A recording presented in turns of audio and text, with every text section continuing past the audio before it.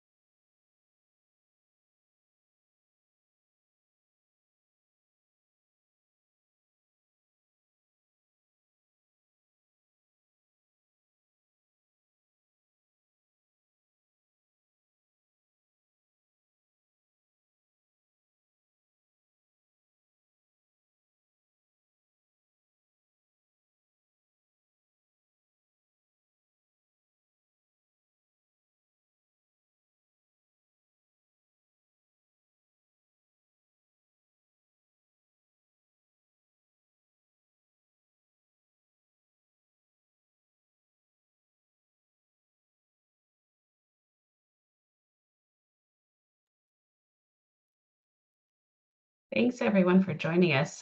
We're just waiting for a few more folks and then we'll get started.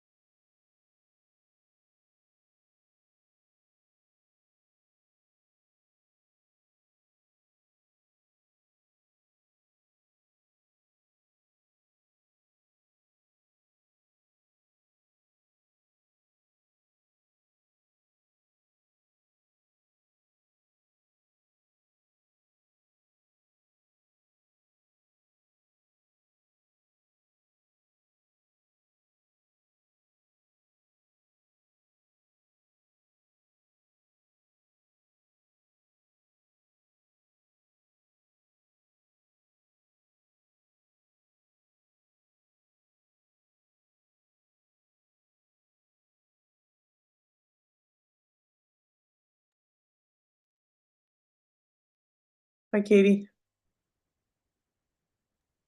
Hi, thanks for joining us. I'm going to stop sharing my screen so we can see everyone who's on.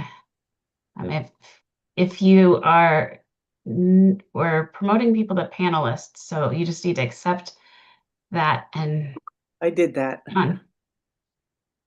Great. Once you're on here, then we'll get started in just a moment.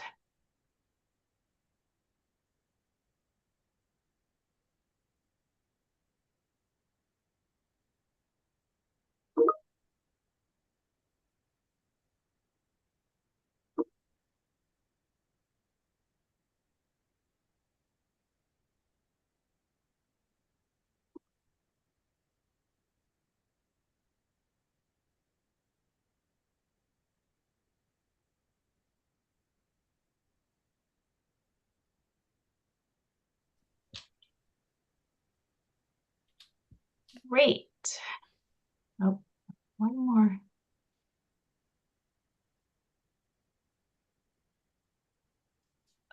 Okay, well, I think we'll go ahead and get started. Thank you all for joining us for the first Ocean Shore Alteration Permit Rule Advisory Committee. I'll start sharing my screen and then we'll go through kind of what our plan is for today. And we appreciate all of you being willing to volunteer for the number of RAC meetings we have, but we really appreciate all of your advice and expertise as we move through this process.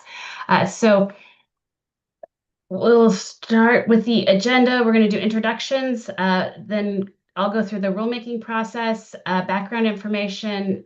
Kevin Herkamp will provide background information, the scope and purpose of the rule. We'll go over the scope and purpose of the rule section, and then we'll wrap up and have a plan for the next meeting.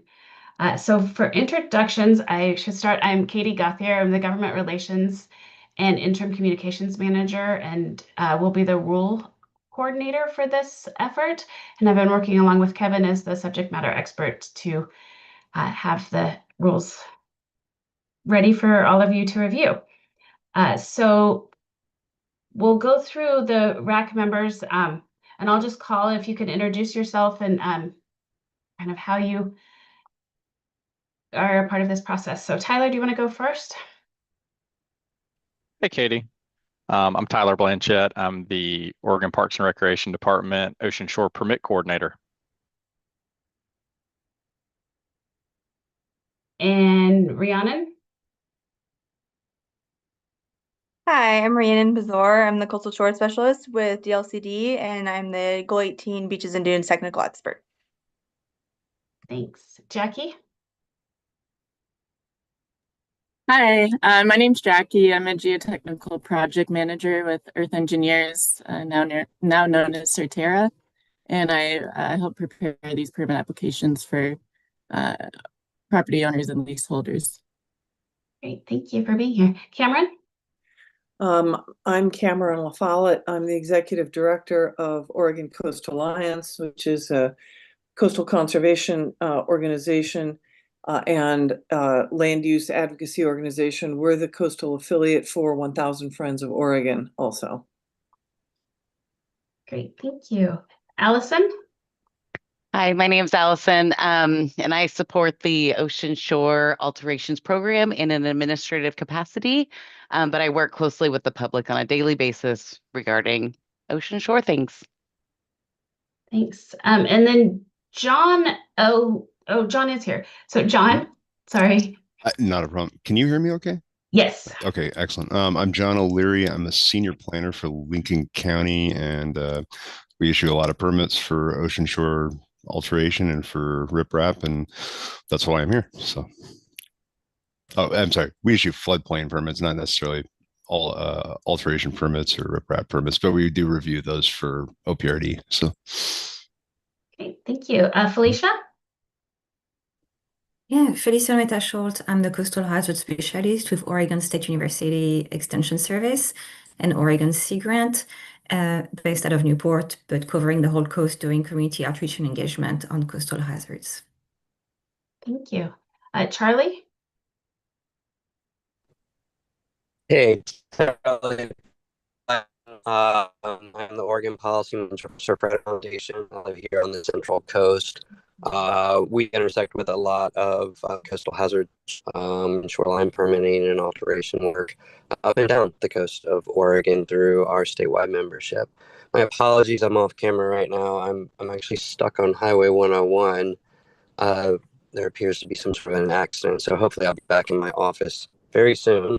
But for the first part here, I'm going to be off camera on my phone in the car. Great. Well, good luck with the drive. Hope it all goes well. Thanks for joining us. Peter? Everybody, I'm Peter Ruggiero, a professor of coastal geomorphology and coastal hazards in the College of Earth, Ocean, and Atmospheric Sciences at Oregon State University. Thanks. Nancy?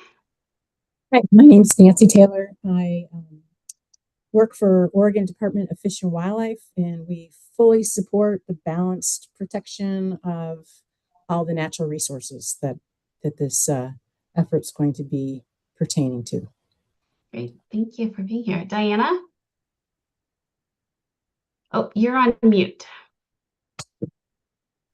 All right, sorry about that. Hi, I'm Diana Turner. I run a grassroots group in Cannon Beach called Friends of the Dunes at Cannon Beach, and we advocate for responsible good land use planning and policy in our little neck of the coast. Great, thank you. Megan?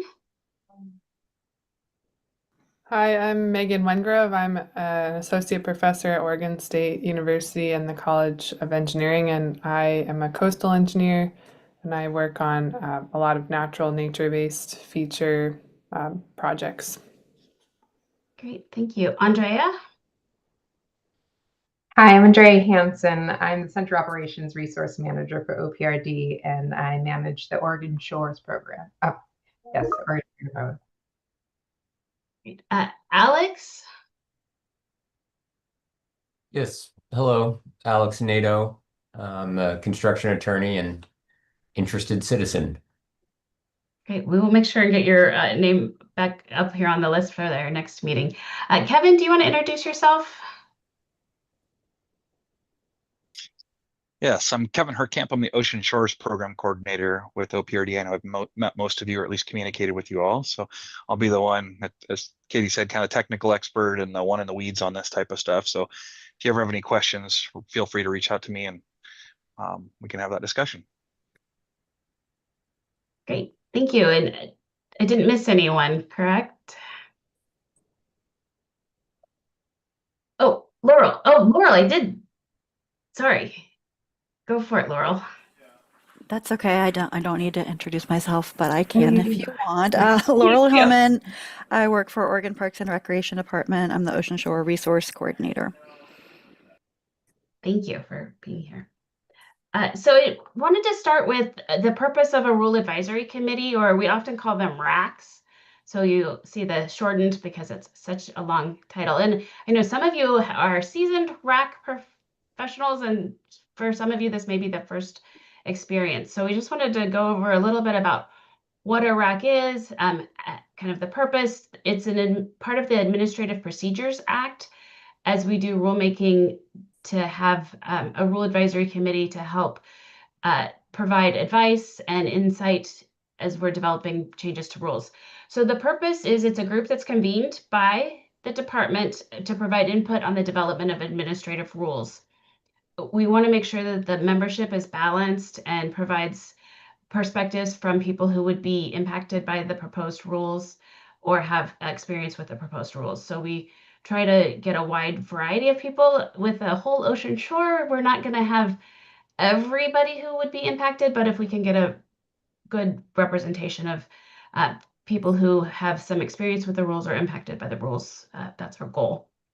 And the purpose and function of the committee will be to review the draft rules and the concepts behind the rules, to add any insight you have or thoughts of how a rule could work better, how the language could be improved.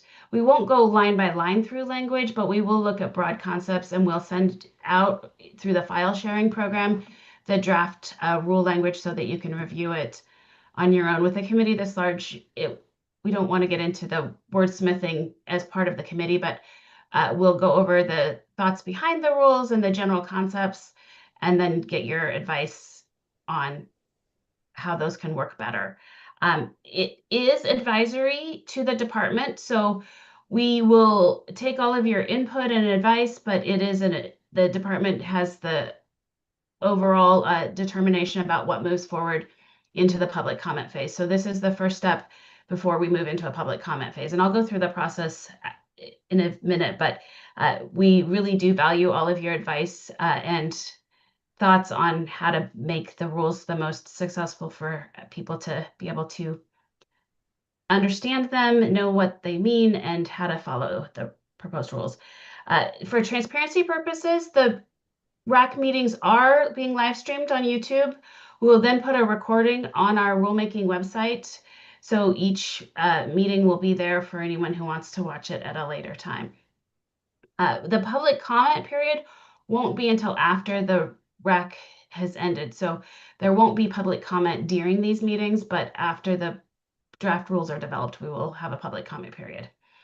And just the purpose, as I said, is to develop rules that will be open for public comment. We wanted to just make sure that it's clear what level of authority we're talking about. So most everyone is familiar with statutes or laws. That's the ORS, or Oregon Revised Statute. For ocean shores, 390.640 is one of the main statutes that we have to comply with. The legislature has to vote on statutes, and those are only done during long and short legislative sessions. We, as an agency, have some ability to work with the governor's office to introduce legislation during a long session. Legislators can vote or can introduce what they would like during both sessions, and those are what we consider laws. Oregon administrative rules are sort of the next tier in Oregon of regulatory guidelines. They are developed by agencies through a public rulemaking process. Ours are adopted by our governing board, the Oregon Parks and Recreation Commission. So they can be adopted any time, but usually it's a 6 to 12 month or longer process in order to adopt an administrative rule. Once the rule is adopted, it carries the weight of law, but we can only adopt rules that are within the bounds of a statute. So we need statutory authority in order to adopt rules, and we can't contradict a statute in rule. So if something's in statute, it would take the legislature to change it. We can't do that through administrative rule. And then going down policy, from this rulemaking, we will develop internal agency policy that is guidance for our staff on how to implement the proposed rule or the rules once they're adopted. And it really is more for internal staff use and making sure that we're consistently following both the statute and the rule and providing that level of guidance. And then further down, we have guidance, and that's really the guidance that we provide the public when they're completing a request for a permit or wanting to understand more about the permit process. It doesn't have the weight of law. It can't contradict either the law or the rule, but it does help to clarify and provide examples. So through this process, we're focusing on this gray box, the administrative rules, but it's good to note that some of the information will be further clarified in policy or in guidance. Sometimes administrative rule language, as much as we try to do plain language, isn't enough for somebody who's filling out a permit request to really understand what they need. Any questions on rules or the purpose of a RAC?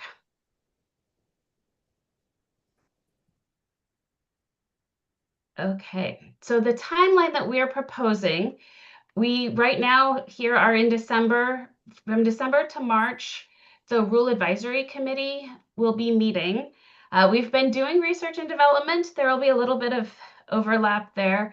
We'll continue to do some research as the committee is meeting Kevin will be getting drafts of the proposed rules to you prior to each RAC meeting. And if we're planning that the Oregon Parks and Recreation Commission would have an opportunity to approve opening the rules for public comment in April. And then the rules would be opened for anyone to provide a public comment, and we'll do a public hearing virtually between May and June of 2026. And then staff will and our legal counsel will be reviewing any of the changes that we hear from the public comment during the summer, and this Parks and Recreation Commission would be requested to adopt in September of 2026. Questions on the timeline?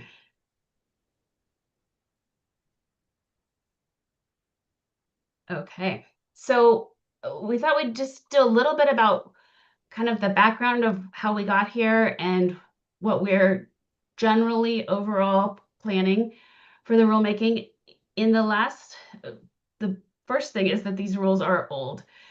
Typically, we try to look at rules every 5 years. These ones were the last century. So 1999 was the last time these rules were updated. So just from that perspective, it's time. In 2025, there was legislation passed that allowed for an update to our processing fees, allowing for general authorization permits, and addressing emergency conditions. So we need to do rulemaking to implement that legislation. Again, we won't change anything in the legislation, but we will clarify. And the fee piece, there were not specific fees set, but just the authority to provide in rule what the fees should be. Additionally, there was another bill that was passed that directs the Department of Land Conservation and Development to adopt rules, and then we have to adopt rules mirroring their language once those are adopted. And that process is happening outside of this rulemaking process, but we just wanted you to be aware. It's looking at natural-based solutions versus structural solutions on the ocean shore.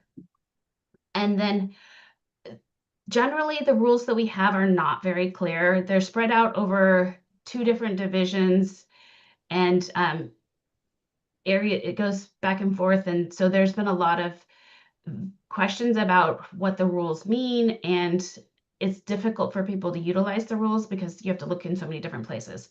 So we want to clarify the rules, clarify the review criteria, and make sure that we're having a process that is understandable, justifiable, and easy to follow.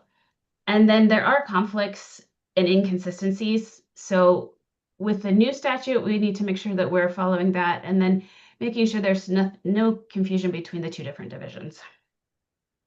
And then remove some of the subjectivity so that our staff are working with landowners and developers on the ocean shore. We want to make sure that it's clear to all parties involved what the rules, the intent of the rule is, and what the purpose of the rule.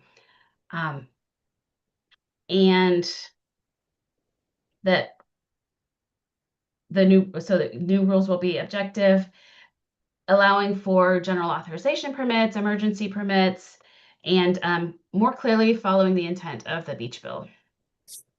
Kevin, did you have more you wanted to add about some of the goals? No, I'll cover that in my presentation. Okay, so we are looking at Division 20, which covers beach construction alteration standards. And then we're looking at Division 80, which covers the civil penalty assessment for ocean shore violations. And we're going to try to make that meld together in a better system. 20 years ago, it made sense, but it does not any longer. So generally, we're going to talk about the scope and purpose today. Definitions will be something we'll continue to look at throughout the process as we have something that needs to be defined. But at the end, we'll go through and do a wrap up of definitions to make sure we covered everything. Then we'll look at the application and timelines. We need to address the fees. The current fees are not meeting the costs of the program. For some permits, we may be charging more than the cost of providing the permit, and others we're charging way less. So we need to look at cost recovery as part of the fee structure.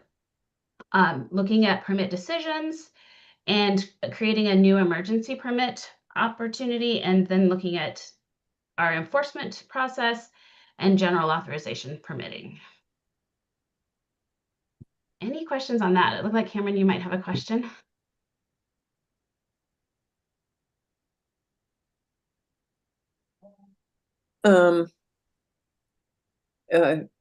Not exactly, I guess maybe a clarification. Under permit decision, you've got waivers, evaluations, and conditions. To say that waivers are being replaced with general authority, meaning that they're, what's the difference, I guess? A waiver sounds like you have an authority and you're giving an exemption. Yeah, I'll grab that one, Katie. So basically, currently in rule, we have a topic that is a waiver, and it effectively says we can waive the permitting process. We can't waive the actual requirement for a permit, so it's not an exemption. That is not any process that was outlined in statute. We created it in rule, and it's led to a lot of confusion.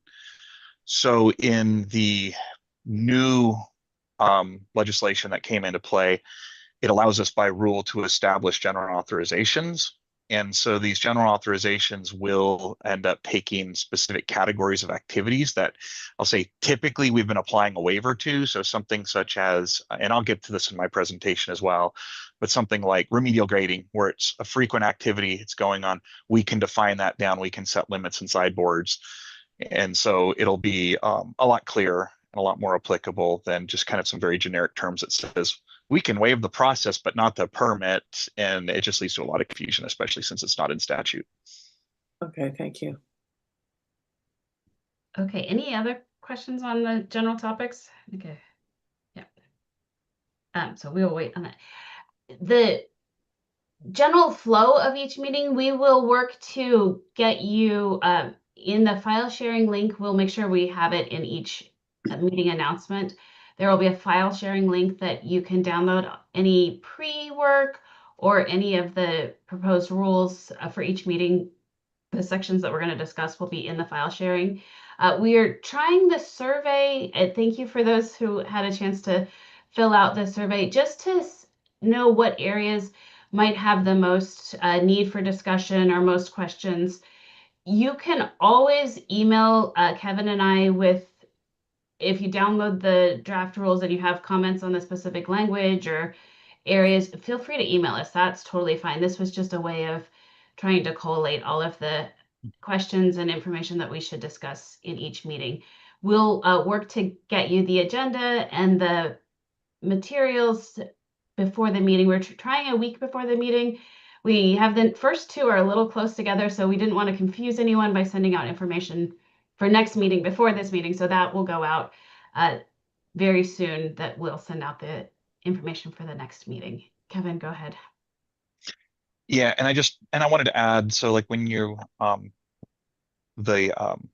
submitting the information, yeah, anything you can submit even after we have our meeting discussion. Doesn't have to be before the meeting. So after we're done today, if in the next few weeks you come up with some ideas and want to provide some feedback, I'm probably not going to be looking at these sections again until I'll say probably later in the winter, early spring. I may collate some of the comments, but we do have some time. So yeah, I don't want to wait too long so it's not fresh. But at the same time, I just wanted to make sure you guys weren't aware that it didn't have to be immediately before these meetings.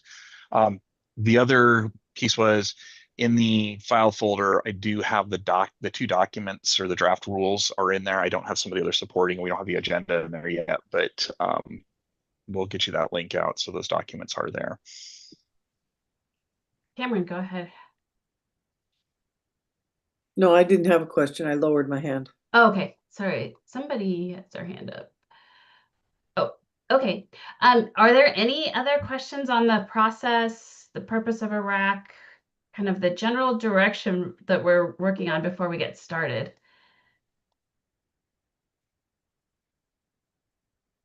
Okay, well then I'm going to turn it over to Kevin to do some background information on the Ocean Shore rules and how we got to where we're at.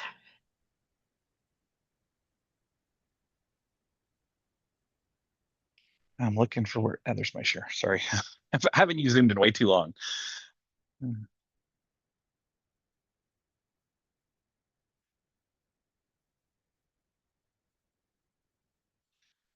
All right, can everybody see my screen?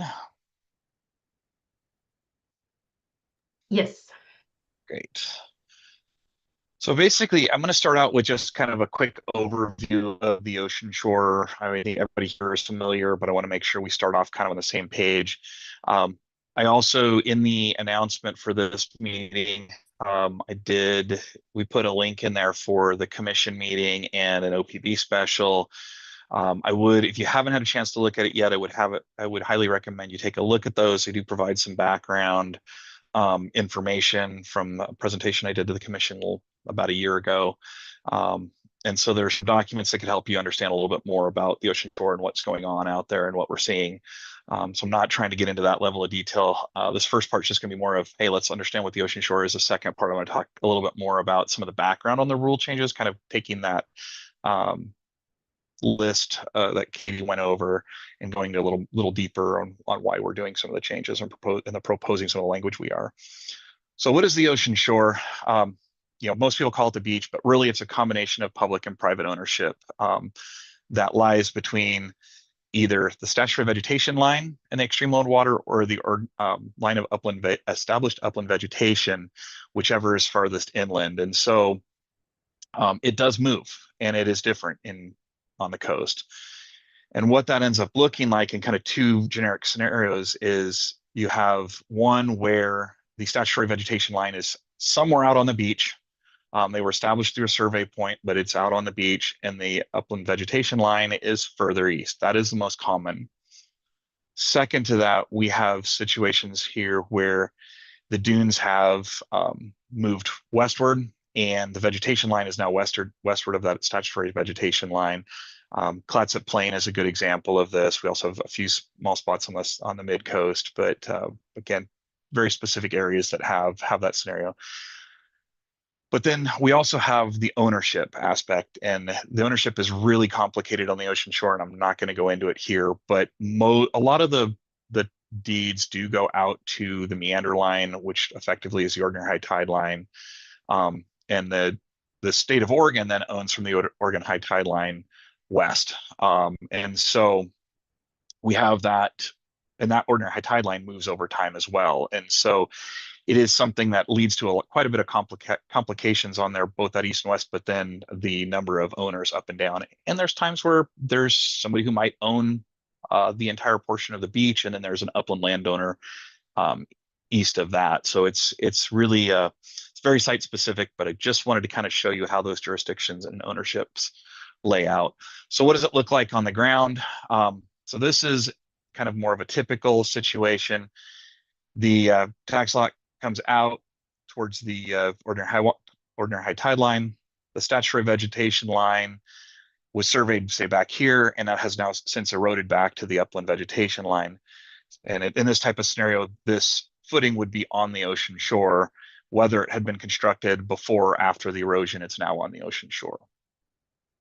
Or other scenarios like this one, which is on the mid coast, it's the statutory vegetation line. The homes were basically permitted to be built right up to the statutory vegetation line. And in those cases, typically we see, as the dunes has moved west, we'll see these encroachments, whether it's things like picnic tables, hot tubs, flagpoles, fences, landscaping, that will be seaward of the statutory vegetation line. So actually on the Ocean Shore, even though it's in the dune. So a lot of the projects that you'll hear about over the next several meetings, we're going to be looking at everything from kind of from riprap to construction equipment. We are going to be looking at this as construction equipment will actually be considered as an alteration activity. We've been permitting that under some vehicle use authority, but those are technically only for street legal vehicles. And so rolling in construction equipment to the alteration standards will make that a lot easier for us to kind of comply with the statutes overall. And then public access, whether it's grading for access, new construction of stairways and pipelines and cables. We also deal with vegetation management, remedial grading, view grading, all sorts of types of projects that are out there. And then natural product removal, whether that's sand, driftwood, rocks, algae, those types of things are also regulated on the ocean shore. We will not be looking at the algae and marine plants. It'll be the rock, wood, sand type of materials for the most part. Any questions just kind of about what our jurisdiction is, what the program is in general?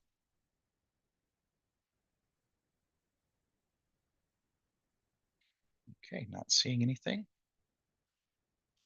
So why are we here, and what's the background on this rulemaking?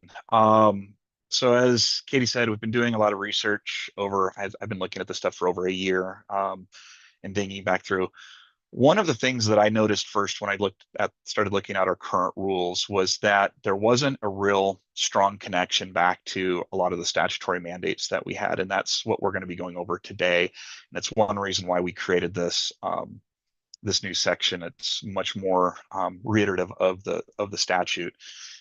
As when you go through the statutes and look, there's a lot of very active terms of things like forever preserving and maintaining the sovereignty of our state. Okay, great. It's so the public can have that free and uninterrupted use, right? It's really looking at that public use on the ocean shore and looking at those prescriptive public rights that have been established over over the history and have been supported through the courts. The legislature also basically told us that we need to manage the beach as a state recreation area.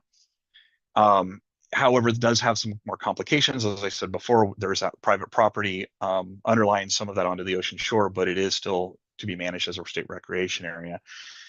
And this bottom one is kind of the one that I always caught, which it's in the public's interest for the agency to do whatever we can to protect the beach. And that's really what it is. And it's that recreational use and the scenic values that come along with protecting the beach go hand in hand. And so we really need to be looking at these original mandates. A couple other pieces where, we're looking at, to protect the beach, we can't, as a state, local agencies, we shouldn't be removing any of those lands that are on the ocean shore. There were some that were disposed of in the early 20th century, but since then the legislature has basically said, no, we're not going to do that anymore. And then, as I said before, we're going to be looking at these not as recreation area, but it's the recreation areas we do as we look at and manage our other lands as well, right? So kind of going back through that, what does that look like when you really take these things in play, right? We are really supposed to be the stewards for the ocean shore. And I could read through all of these, but while you guys are looking at them on the screen here, it's really looking at that. How are we the best steward for the ocean shore? And that brings a lot of challenges given, some of the topics we'll talk about later with climate change, increased public recreation, increased development along our shoreline. The very things that make it the ocean shore and why we want to preserve it are the very things that are potentially threatening it with overuse, overdevelopment, what that looks like. So how do we balance that and moving forward? And so again, looking at those, how do we do that? We control it through our permit process, right? That is what we're looking at during this RAC. But to do that, we also need to be looking at it as our rules are being developed on preserving those public access, the use, having the healthy, safe experiences for the public, and also preserving, both the cultural, natural resources, values, and those type of things that are on the ocean shore. So as we're looking at that, we have a lot along the coast. We're looking at these currently kind of on a project by project level.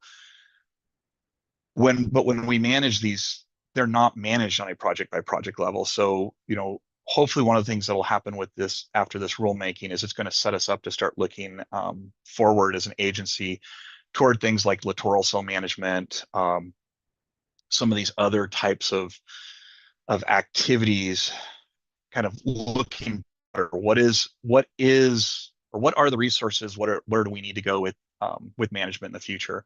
But right now, the new rules are going to help us kind of set the foundation up to really do what we need to protect these rare and unique areas.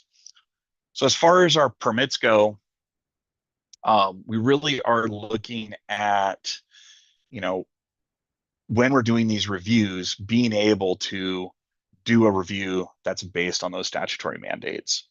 And our current rules touch on a lot of these things, but they're fairly subjective, and some of the language that's used isn't really clear.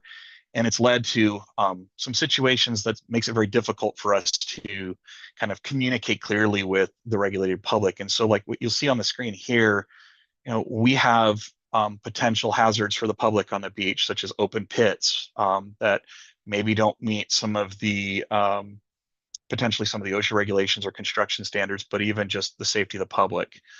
They can fall in these holes. We have construction equipment that has and does block public access points, construction vehicles moving up and down the shore. And then even projects like this that turn out not the way they were designed or permitted. And, really, are they consistent with preservation of the ocean shore? And those are some of the questions that have kind of come up. So as we look at that, we're looking at really about 15 to 25 large, complicated projects a year that we deal with, whether that's typically riprap projects or seawall projects, those maybe some larger grading projects. And then we get about 60 to 80 of these smaller permits. And just kind of in transparency, if you watch the commission meeting, one of the things I'll say is things like some of these remedial grading, a lot of these we're not getting permits from us previously. And so we're trying to bring them into compliance. And that's part of what we want to look at, having some standard general authorizations, and that so we can have standard criteria that we can apply to these common recurring activities that are a result of past land use decisions that have now led to kind of a conflict between the ocean shore and the sandy environment and the homes. And how do we rectify that? It's same thing with public access and other access ways that we deal with. So where are we going with, kind of going with this? Is I was looking at the rules. You're going to see I'm going to take some of these standards that we talked about up there and really kind of try to apply them to what we're moving forward with. And so when we look at statements in the beach bill, like I have here at the top, but then we look at some of the research that's out there. And in 1993, there was kind of the last time, I'll say, at least from the ocean shore perspective, there's more of a comprehensive look at how our regulations were being applied. And out of that came 1994 recommendations for those. That was the last time that really the agency got some strong direction. And a lot of those are still very valid today. We've really just kind of, because our rules haven't changed since then, we've been pretty much continuing a lot of the same practices and activities. So when you look at the answers that are the outcomes of that, is that when we look at the outcomes, we've basically been getting to the point where revetments and seawalls are the norm. There is not a really kind of a look towards nature-based designs, other non-structural solutions. And some of that is how the agency has interpreted some of the rules in the past.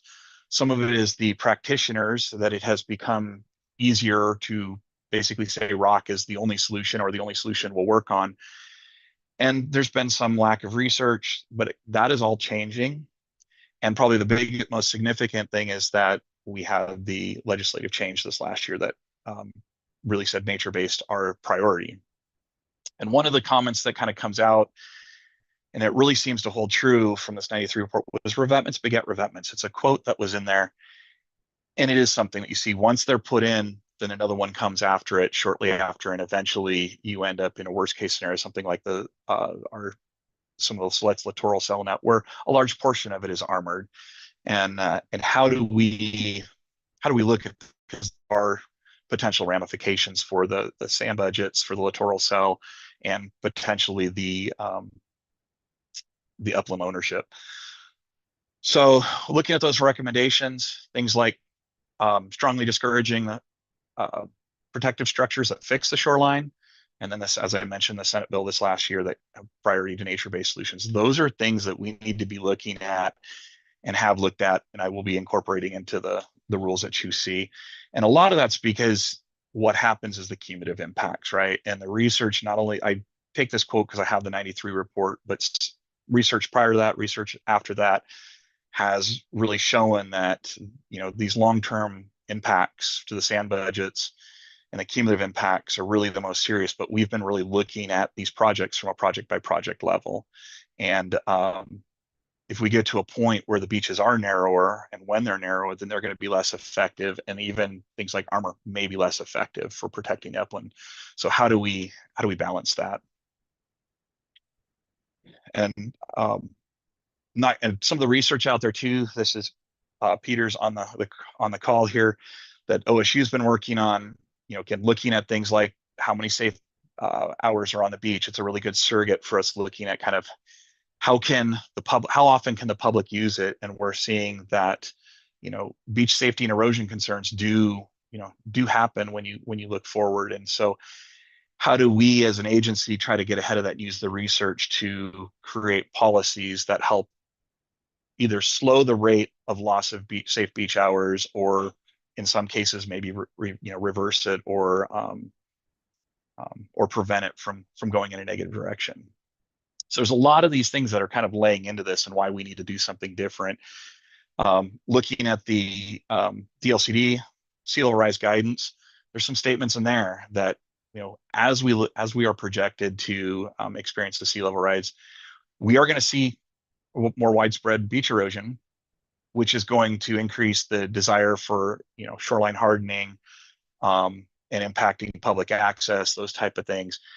And it's really going to be that kind of conflict between the upland user and the beach, because it's going to happen all at that back beach area.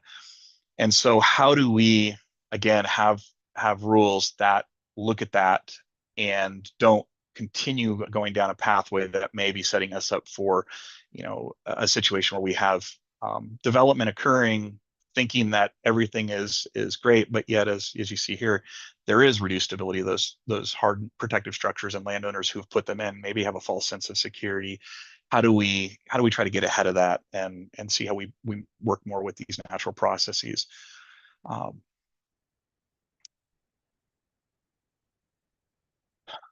So again, what do we look at when we're looking at these projects? Is the current rules and the proposed rules are really going to look at the least impact alternative, right? It's also known as an alternatives analysis. The issue we see currently is a lot of applicants come in and they jump all the way to the right side of this and they say, I want riprap, period. That's the depth of the discussion, and riprap's the only thing that'll work.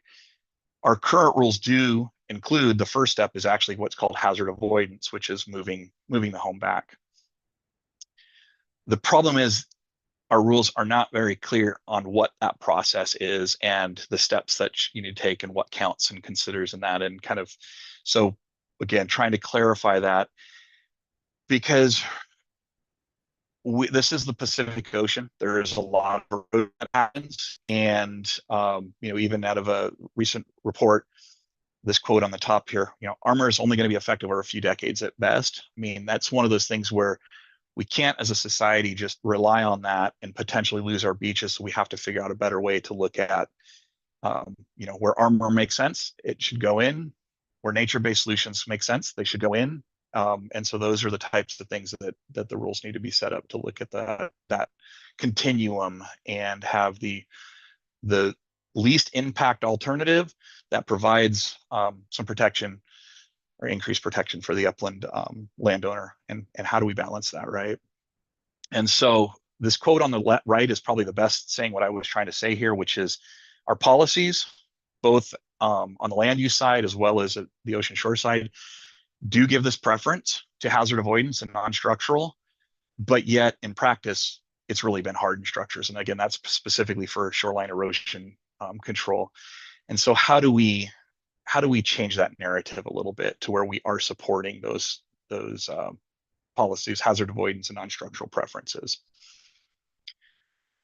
The reality of it is, we're only one player on the coastline, which is part why we have DLCD and one of our county partners here is we're all in this kind of together. And as far as the state goes, we don't have a strategic retreat policy, but we do have a lot of guidance in that related to what our future is going to look like and how land use planning should be looking at that. And so again, OPRD controls one portion of things. And so how do we try to tie back into that science, into those policies? And so, really, as we're looking at this, we need to be using our process to support those other, the science, the other policies that are out there and do what we can. And so we'll be incorporating some of these considerations here.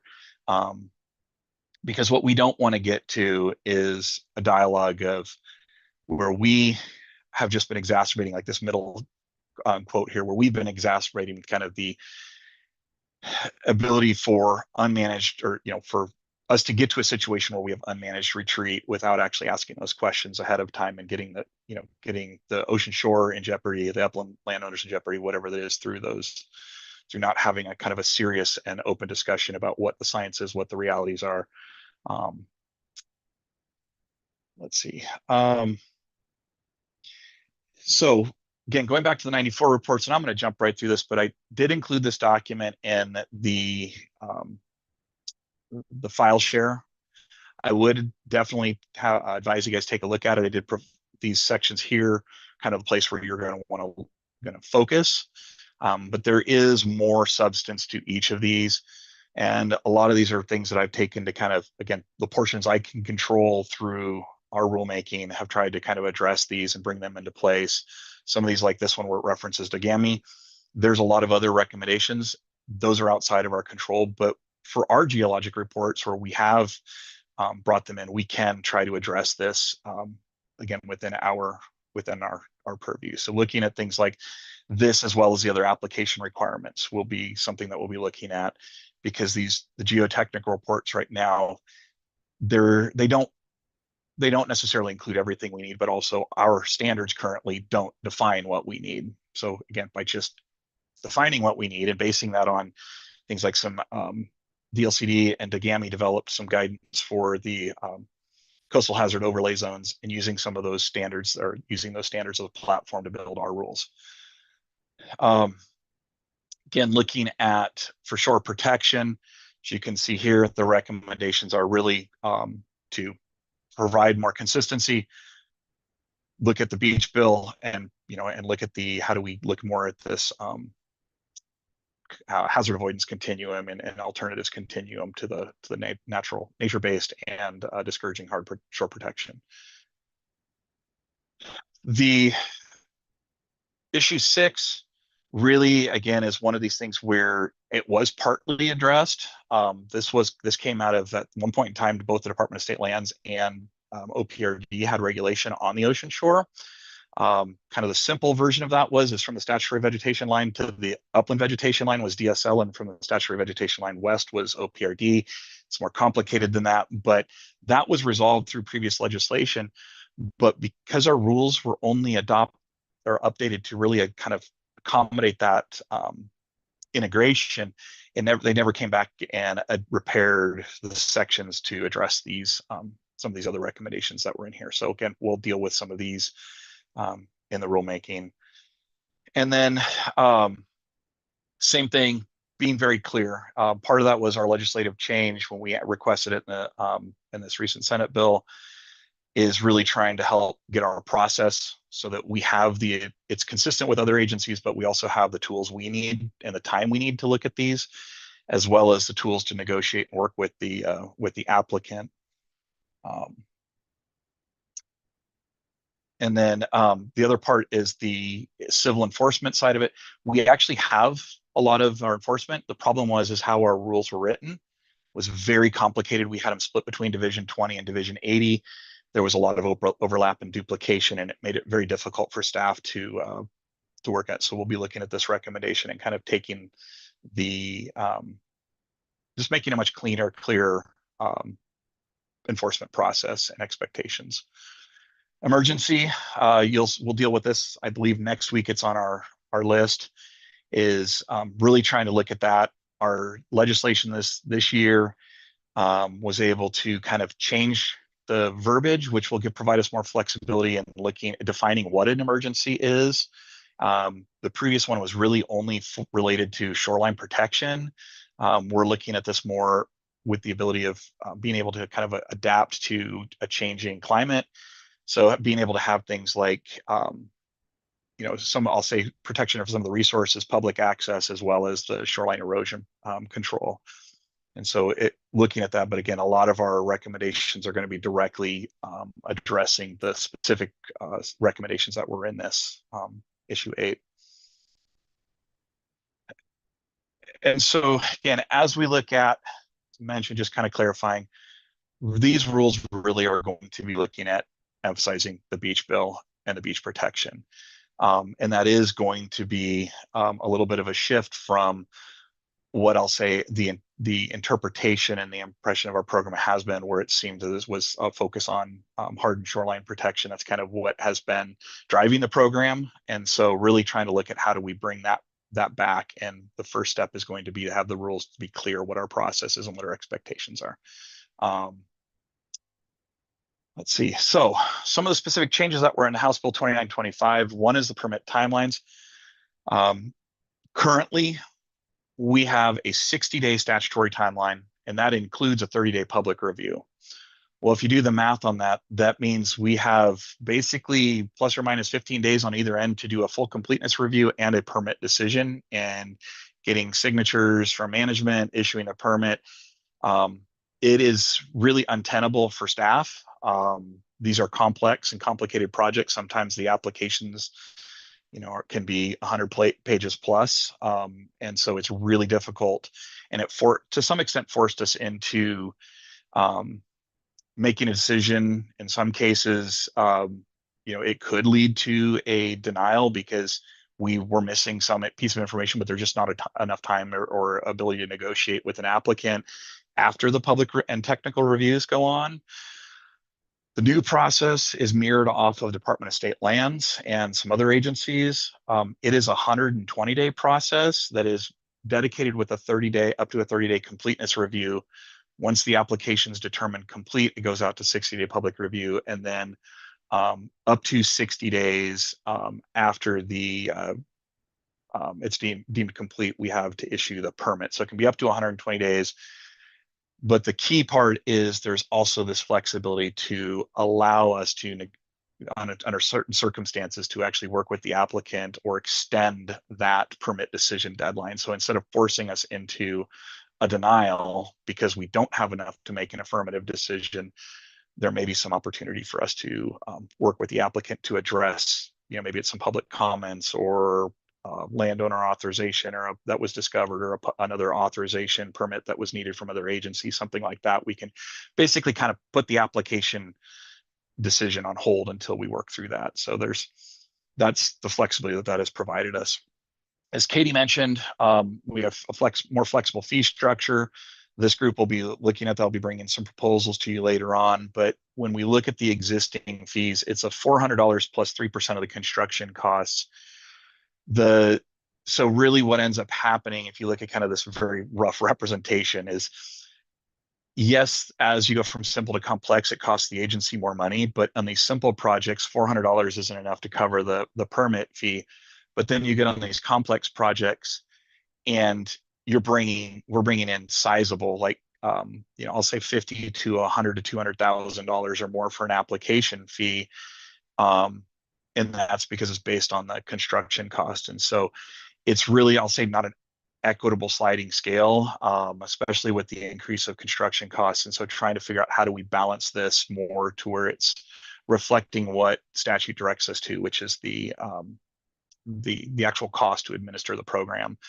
And so what we're hoping to get at it under the proposed fees is something that looks more like this. And I know this is a little bit simplified, obviously, but having the cost or the fee be proportionate to the cost for the agency to actually review and process and manage the permits. Emergencies, kind of mentioned briefly previously, but really the new language pretty much kind of has a higher level that we can do we can issue an emergency authorization under certain some broad definitions, but then allows the agency by rule to define what is an emergency and what the process is, those types of things. And then I will say that in current statute, there was several unworkable terms, and there was some kind of conflict between in the rules as well that were kind of unworkable, and so we're going to be resolving those as well. And then, as I mentioned previously, the general authorizations, this is going to be probably the biggest change that will hopefully have the most value for both our staff and the applicants, will be general authorizations, which really is coming down to projects that are similar in nature, have kind of predictable impacts, and won't cause long-term degradation to the beach. There's some other parameters in there. But really, the 5 that I have up here, kind of some of the main ones that we look at, or initially looking at to fit into this. So, some of these smaller maintenance projects, we expect applicants and permittees to maintain their structures once built. We need to have a way to encourage more routine maintenance and discourage kind of what you see here of this. We wait until it fails, and then we want to come back in and get it, and you have to go through a full permit to kind of rebuild it. Same thing, public access ways and habitat work. That all is for the public benefit and the benefit of the ocean shore. So how do we make those to where they're not going through the full process? And then remedial grading. So there is a need for many of these homeowners to do some level of maintenance of the sand that's moving into their house. And so how do we tie that in and best protect the ocean shore? And so really it's looking at these broader kind of projects, the ones we get the most number of, and how do we allow our staff to process them quicker, allow the public to be able to meet some standards that are set ahead of time, and set those expectations ahead of time, instead of it being kind of as case by case. They get to develop their own, and we get to tell them whether or not we like it or not. So that is the background. Any questions? I know I covered a lot. I can zoom back through to something if somebody has a question. Cameron? Yeah, okay. I'm not quite sure how to say this, but I understand the idea that revetment begets revetments. That makes perfect sense, and we've seen it a lot in various places on the coast. But isn't there an ultimate conflict with climate change in that over time there's going to be increasing storms, increasing wave heights, and sea level rise? So the sea is creeping into where the beach is now. And so ultimately, any revetment will fail because the sea is going to win if there's a fight between beach owners and the sea. The sea is ultimately going to win the battle. But between now and then,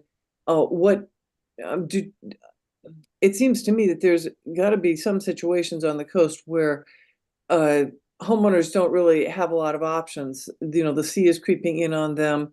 If they put a revetment in, it keeps the waves away at least for a while, but it also erodes the beach. But if they don't put a revetment in, the sea is coming to get them slowly but surely. And if they can't move the house back because there's houses 3 or 4 deep behind them, really what is it seems like we're headed ultimately for a conflict that doesn't have a good solution, I guess, is how do we deal with that? Yeah, and I guess I'll say each of those cases is so case by case, and I think part of what we're looking at least with the concept rules I put in place, is really looking at how do we make sure the due diligence is done up front, and that the look for the alternatives is actually being done in good faith. Because there have been, I'll say situations where, we've been told, flat out by some of the practitioners that, they only do rock projects. Well, if you only do rock projects and you're the only one engaged, then how are you doing an alternatives analysis, right? And so how, other than justifying that we need rock because it's the Pacific Ocean. And then when we take, and I'm going to kind of also defer to our partners at OSU because there's been more research and looking at like what's happened in Washington and using non-structural approaches and actually having success. Because nothing you're going to put on the ocean shore is going to last forever. I mean, the research has shown that. It's how do we start changing dialogue to be, let's look at what is going to provide that increased level of protection, but also not, reduce what is available to public. And I don't know, Peter or Megan, if you want to jump in and answer them, you might be a little better at that. I see Charlie, you have your hand up too, if you want to chime in. And it looked like Jackie had her hand up as well.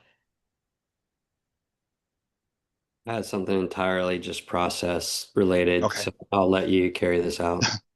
Peter or Megan, did you want to chime in on Cameron's question at all? Sure. Yeah, so this might take longer than what we have right here to talk about. High level. High level. There are different alternatives for coastal protection or mitigation of erosion that are out there, like these nature-based options, and there have been success cases in both California and Washington using them, and they don't cause as much erosion on the side properties as riprap. And I mean, there's still unanswered questions, and like I'm in the research world, and parts of those are what we're working on. But the idea is that potentially we could just open the door for Oregon to consider those options. And also, I think Oregon State University is one of the best coastal engineering programs in the country. Yet we don't really have many or at all coastal engineering firms in Oregon. So I think there's an opportunity for us to provide some educational options for nature-based alternatives on the Oregon coast. Yeah, Peter. And just very briefly, Cameron, I could just add, you were kind of alluding to a variety of different, the future scenarios of what the forcing looks like. And, sea level rise obviously is occurring. There's a wide range of potential scenarios of what that's going to look like over the next coming decades.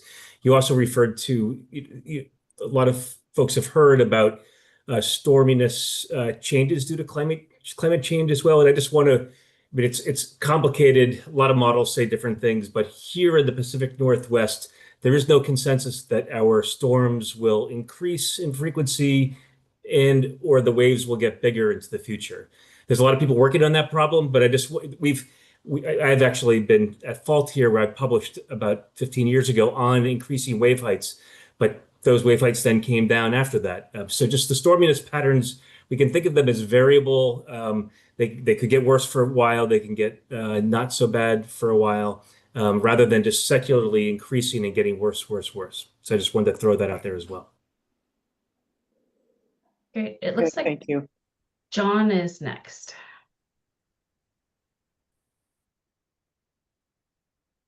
Sorry. Yeah. I just wanted to kind of add to Kevin's comments and maybe to Cameron's question. Just there's a lot of different properties along the Oregon coast with different elevations, different acreage, different depth, different sizes, shapes. Development occurs in all kinds of different situations. And just from experience, I can tell you there are situations where they probably should have tried something before they got to riprap. There were options available to them maybe at the time. They could have done something a little more not so aggressive as putting shoreline protection structures in. And maybe that would have made a difference and maybe not. I don't really know, but I think that's kind of one point, that there isn't a one size fits all solution to property development up and down the coast. And so the rule change that I believe OPRD is moving towards, I think that kind of keeps that option for the non-hardening solutions and treatments open and maybe shoves them out in front so people can actually start thinking about those first before they start thinking about riprap. So I think that's a good solution. But also to Cameron's point, yeah, the sea levels, assuming you're going to see increased sea level rise, and I don't know how that looks over time or anything like that, or more aggressive storms. Yeah, it's a problem. There's going to be houses that are in a bad spot. They don't have anywhere to go, retreat to. There's going to be situations where you don't going to have an option other than you're going to have put some kind of riprap or some kind of hardened shoreline. So I just wanted to point out that it's going to be a mixed bag of experiences up and down the coast. So Charlie was next. Yeah, I don't know if folks have more to say. I could talk for hours about all that stuff, but I think I don't need to add to that discussion anymore. Other than I had a kind of a process question. You mentioned before you've thrown around non-structural solutions and nature-based solutions a few times, and there was that Senate Bill 504 that would direct a DLCD, which, as you know, is probably like I think it's first on their list in the reduction exercise to cut that additional rulemaking process. Has there been any discussion about like actually just combining those two rulemaking processes, since there is some synergy between what's being directed in 2925 and what is being directed in Senate Bill 504? It just seems like it might be a responsible use of limited agency resources. So I was just curious if there was any discussion about that at all. I think we do have somebody. I think I heard Rhiannon's on here from DLCD too. Yeah, and I'll chime in first, Charlie. So I was expecting the rulemaking when I kind of released the draft that I have, and so I kind of, I'll say, took high level concepts that and basically wrote language that would support that within the existing framework without going down, say to left field and going into DLCD's territory, with the understanding that, well, that might also get the dialogue started since we're kind of jumping into this ahead of time. And then that could always be adjusted later on. But yeah, I just found out last week about what you're talking about. So no, we have not had any sort of dialogue of like, how do we incorporate that? And it may by default get incorporated for the ocean shore, and maybe that's just how we kind of cover it, as we take a more direct approach toward that as we go through this rulemaking. But I think a lot of the tenets are already there. But Rhiannon, since you sat Yeah, on it our seems like you've internal set it meeting, up well, Kevin. I think maybe I would just call on Rhiannon to participate in a way that helps us make sure that we're complementing whatever is in front of you for DLCD, and maybe minimizes an overlap or rediscussion or rehashing of things that may have been well discussed in this process. And go I'll just for it, add, Rhiannon. I heard just yesterday that there has been a lot of pushback to actually move forward with 504 from legislation, and so it really could go either way right now. But that being said, Charlie, definitely Kevin and I have been on the same page of either way we'll work together to make sure that same work will be done. And if there is not a definition made from 504 directly, then that we can work together with OPRD to kind of fill that in their rulemaking too. Great. Thanks. Jackie? Yeah, just jumping back at a comment I wanted to say. So Kevin mentioned that there are some application submittals from practitioners that only do revetment projects. And from a practitioner's perspective, and I can only speak to our process, but we first would perform a reconnaissance with the owner where we discuss their options. And there are cases where softer solutions are recommended, but then at that point, they don't need us. They're handed off to another professional. So I guess it's up to the practitioner to detail that process, but I just wanted to note that if you're noticing that trend.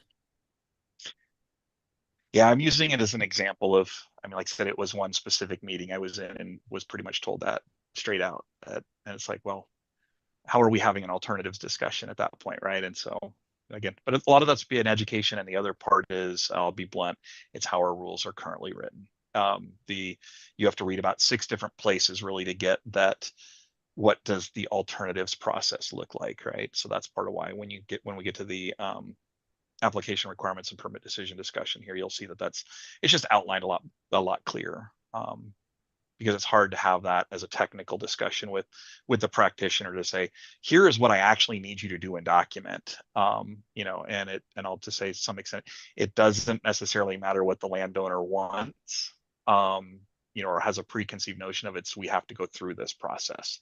And so just, you know, just because a landowner says I want riprap because I saw my neighbor get riprap or somebody down the coast get riprap, well, we have to this needs to be a true site specific. So yeah, I'm not saying that, you know, that's a standard out there. It's just making sure that we're clearly doing that and using that as an example of why we need to be able to have that clear, to be able to do that education outreach and have everybody operate on the same sheet of music.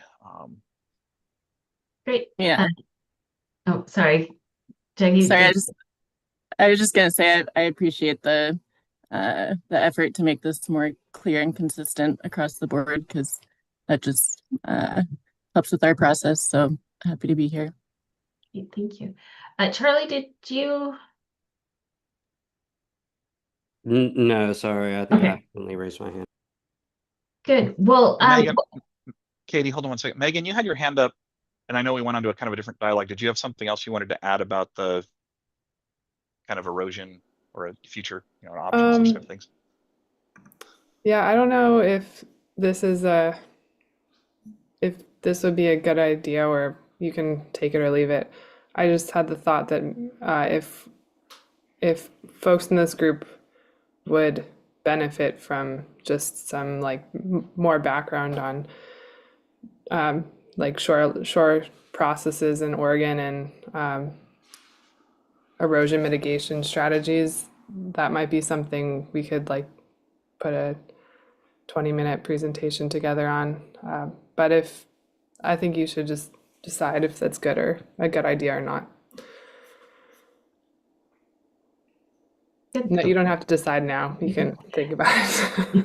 Well, I appreciate the offer, and as we look to plan the next meetings, that could be really helpful. What we wanted to take a few minutes now, before we dig into some of the specific rules, to hear from anyone that has thoughts on direction for the rulemaking, or things that you're really hoping that are covered from your perspective.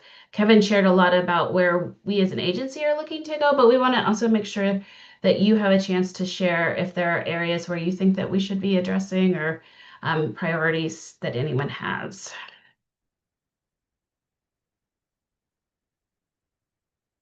So it's kind of open if anyone wants to share, and there will be an opportunity as we move forward too, but wanted to offer that opportunity now.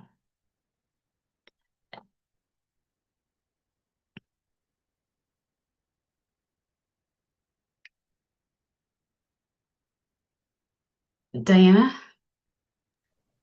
I feel like Kevin's is heading this way anyway, but I will just say that, I agree with Jackie and others that we really need to have a clear process and understanding, because right now we have things like, you need to have a demand for a revetment, or you have to show that there is erosion, a high level of erosion, and all, as Kevin has said, all of this is super subjective. So I'm just hoping that there is some, best practices guidance, like how do you demonstrate past, current, and future erosion? Because right now, Peter referenced materials that he produced in the 90s, and that's what is currently being offered up as proof. So it's 2 sentences in a geotech report saying, sea level rise is happening, or climate change is happening, and it is projected to get worse. So I'm just really hoping that this process is going to give very clear and actionable direction on how you demonstrate a hazard, if an area is experiencing high wave activity or not, and just kind of, and there is, I think Charlie touched on this, a lot of confusion with interchanging of verbiage like nature-based or vegetative stabilization, soft stabilization versus hard stabilization. I think it's just really critical that we have some definitions and some very clear paths on this. And I feel like, I probably don't need to say any of this. I read the document from '94. Kevin had given that to me a couple of years ago, and I was like, yes, it's here. I love this. Let's get it on finally. We're talking about 30 years later, and of course some things have happened, but and I think there's more, like Cameron mentioned, the eminent, and it's happening now, between the public beach and a property owner. And in that document, there was discussion of having some sort of homeowners, what you need to know about buying on the ocean front. And I know there's been discussion about, before somebody purchases real estate, that they sign off on, I've read this and I understand that the shoreline changes. And I think that would be really, really valuable. I also think on the development side, so on a recent RIPRAP application, the property owners had a small structure at the back of their lot, so east of at the very edge. It was small. They took it down. They built right close to the western front, and now they want riprap, and they're saying we can't move back and we can't raise our house because we've already built to those extremes. And so I think that it'd also be nice if we baked in some of that regulation up front, that if a person is making those choices to develop, that they understand that will preclude some options in the future as far as hard harmony. So I won't go on, but I'm like Charlie, I could go on and on. But so I'm just looking, I'm excited to do this work, and I really hope that we can nail down some of these things that have just been so squishy and frustrating for everyone. Great. Thank you so much, Diana. Any other thoughts before we dig into the scope and purpose?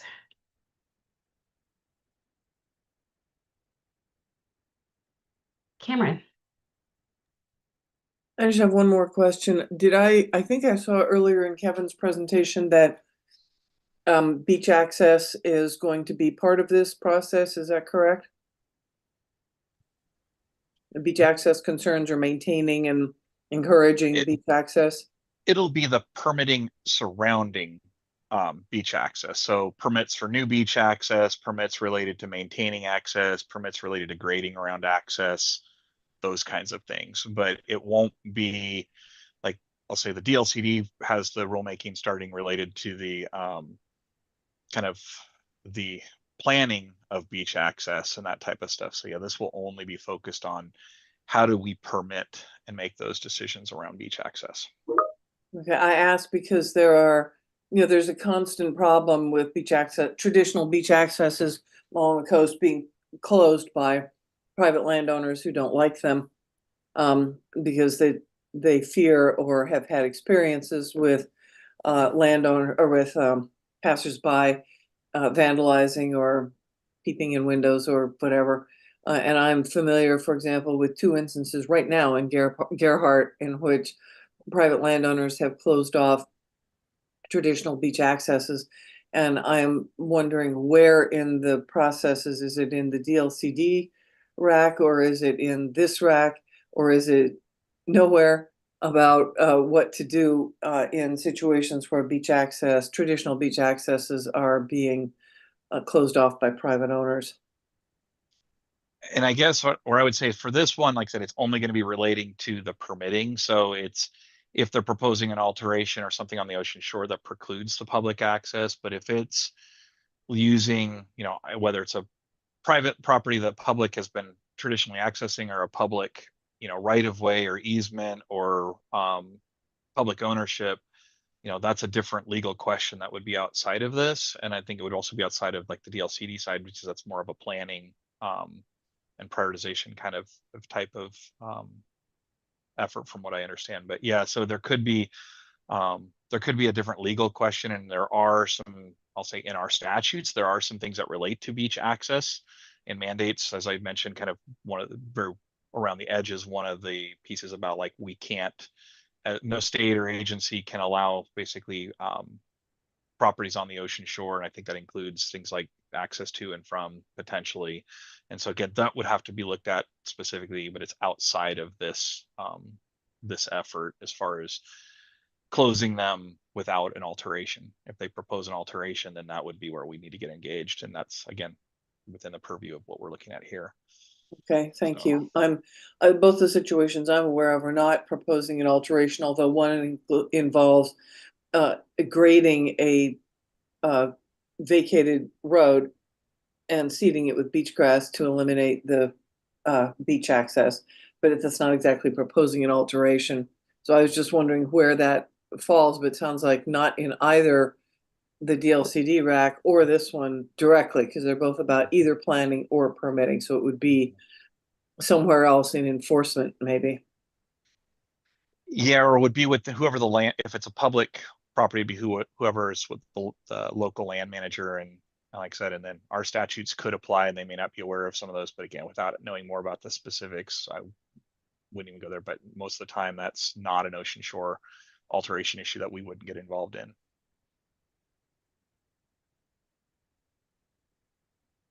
Good. Okay, so Kevin, do you want to start us on the scope and purpose?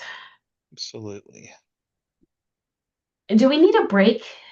Are we good? We have probably a half an hour or so. We have an hour left in our meeting time, but I don't know that it's going to take that whole time. So, The sooner you can get me out of this meeting, the better for me, to be honest. okay, we'll keep going Sunny through. day I've been looking at in a long time, so I'm like itching. It's Friday afternoon. We'll keep going and try to wrap up a little early.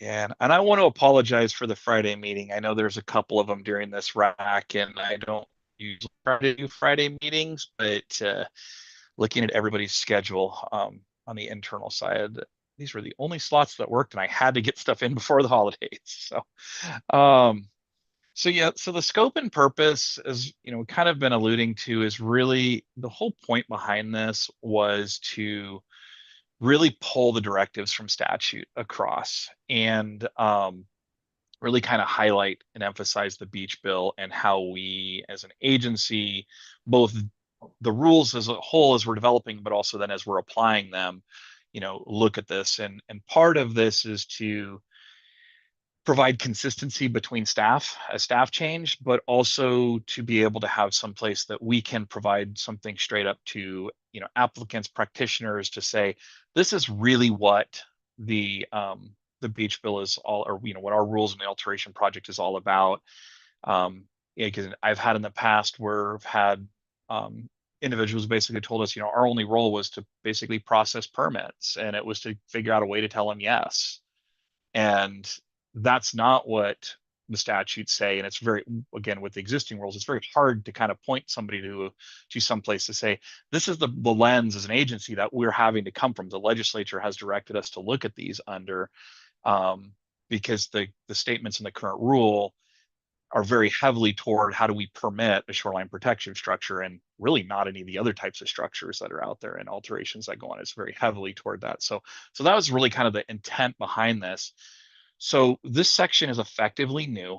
It's based on I think it's like a 5 or 7 line scope or policy statement that's in the existing rule, but that really was more of, it's to implement the statutes, and that's all it really says. So this is again trying to go back to that more objective standard, pulling these out, writing them in a way that is really kind of a higher level directive, right?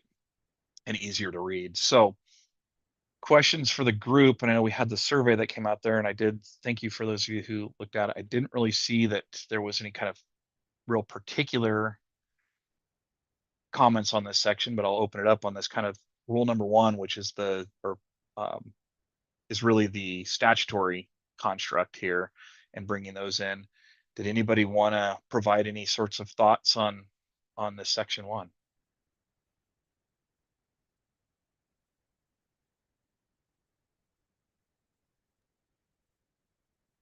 Katie, I'll let you gatekeep because with screen sharing, I'm having a hard time seeing the list.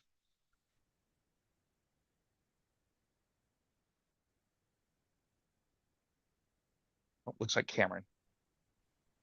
Yeah, sorry. I sent in my survey late, just a couple of hours ago, so for which I apologize. I couldn't do it by the 10th. I just wondered if there should be language that's more explicit about maintaining the ecological integrity of the littoral cell and the sand budget and the dunes, or just the whole beach environment there. It's kind of folded into sub C here, the natural, scenic, recreational, economic values, and other resources. But there isn't a separate set of language focusing on the shoreline and the littoral cells ecological integrity as part of the context for permit alterations. And I wondered if that was necessary or appropriate. Okay. I think there is a little bit that gets to it down in this section 3 has a little bit more of like protecting and enhance the resources and ecology, long-term over short-term benefits. So and protecting natural character and unique features. So there is some of that in there, but maybe not as explicit that you're mentioning. The really, like I said, the intent behind 1 is to bring down our statutory mandates, not to change those statutory mandates, but to reiterate those in I'll say a defensible framework. Because if we edit those too much, then I'll say it increases. So that's part of why there's this kind of two parts here, where number 1 is really these are the mandates, and then the section below is more of here's how we're going to implement those mandates and some of the things we're going to consider. So I could definitely look at including something down there. Okay. Nancy? Did you, Kevin? I think Nancy has a hand raised. Yeah. Yeah. Yeah. I just wanted to say I appreciate how complete this is. It looks like you're trying to cover all the bases, all the natural resources, all the uses, et cetera, and that's very much appreciated. And I think the balancing of making sure that's done is going to be the challenging part. So anyway, thank you. And then Cameron. No, I just didn't. It always looks like I thought I lowered it. I meant to lower it. Okay. Now And it's then lowered? No. Yep, now it's lowered. Okay. Charlie. Yeah, are we line by line word recommendations right now? We're looking more at the section, and if you have specific edits on a line or something, I know you sent in some language for proposed edit. I haven't had a chance to look specifically at that, but we were just specifically looking at number 1 to see if section 1, if we had any issues or concerns, comments for that.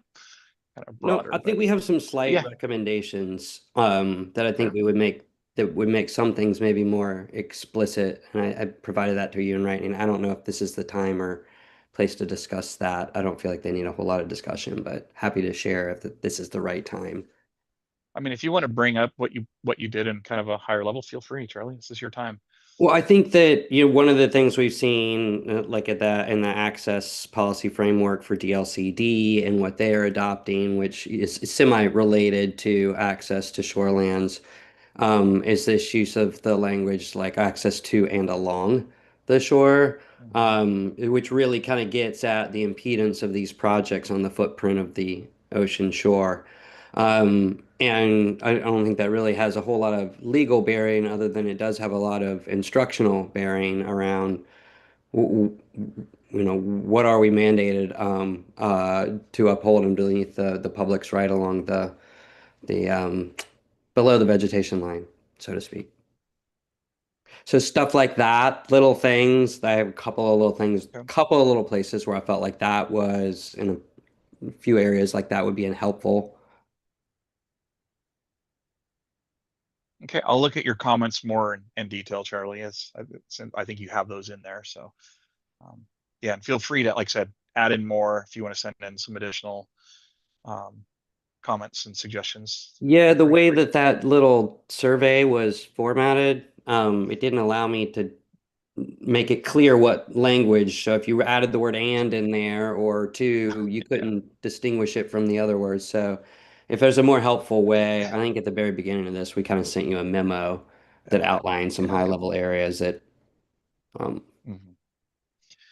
Yeah, and that brings me back to the survey. So when we sent it out, the intent behind the survey was not necessarily, at least currently, was not to necessarily capture all the edits. It's to capture sections that you want to discuss and kind of broad level of questions or topics that you want to get into. The hope being that I can actually be prepared to answer those during the meeting if possible. So if you have a question like, I don't know where this came from, or how did you come up with this? I can put together and look that. I'm not going to be able to do that during the meeting, obviously, but if you have that, if I have it ahead of time, I can come prepared to answer those questions, right? So, or bring pictures of examples, whatever it is. So that was kind of the hope behind the questionnaire, is to target those sections that are going to need more dialogue and hopefully kind of know what the broader issue or concern is. Again, part of it so we can also meter the meeting from the standpoint of knowing where there's going to be the discussion, and maybe there's sections that we can literally skip by and say, hey, nobody had any concerns or questions on this section, so unless there is something here, we're going to skip by it, right? So those kinds, because some of the longer sections we may need to do that, where if it's procedural and nobody has a concern about it, then we should skip by it and not dwell on it because of time. So okay. And Any we'll other make sure to thoughts? share we'll make sure we share all of the actual text so that you can email comments specifically on that as you are reviewing it. Absolutely. No more hands. All right. No more hands. Okay. So section 2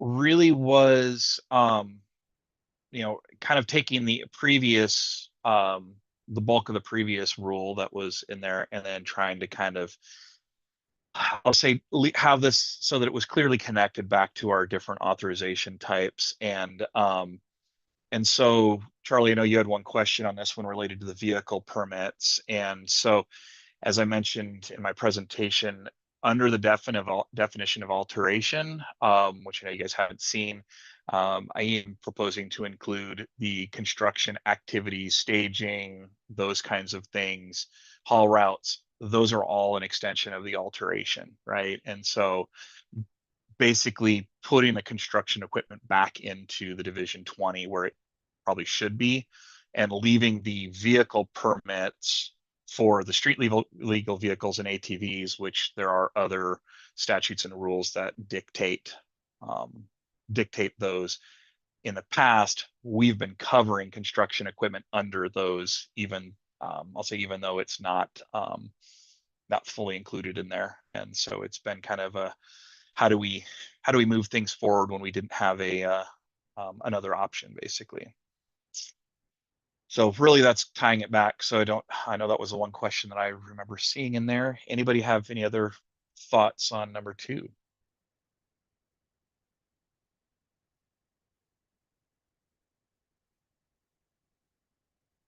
Okay. And then, there was a question related to the alteration permit. So an alteration permit is going to be our standard permit. That is the term we're going to use as the catch-all. And then outside of the alteration permit, we'll have general authorizations and emergencies. And then these other 2 are, we'll call them, they may overlap with construction, which is why they're called out in here. We do sometimes have special use permits that also have alteration activities. And so we want to just make sure that we were providing that crosswalk. And then, okay, no hands on number 2. Great. We'll move to number 3 then. So, and I'll do something here for all of our sanity. So number 3 was related more toward really taking a structure that I found in Washington Shoreline Program and thought it was really, while theirs was going toward kind of developing more of their shoreline management plans, which is kind of their alteration project or process, but it's managed through the local counties.